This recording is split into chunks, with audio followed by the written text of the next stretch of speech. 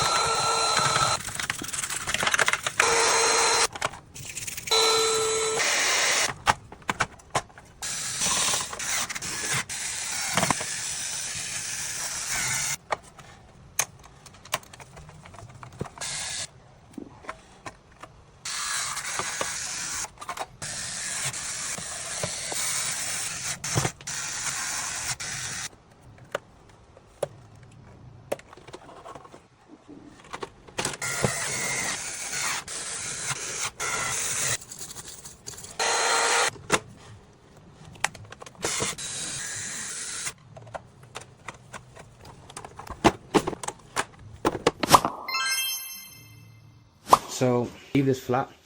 Once you plug it in, just make sure you don't move it around. Okay. It's good to go. It's been cleaned out as well. All right. Good. Okay. All right. Mind yourselves, yeah. Appreciate you guys. All right. Mind yourselves.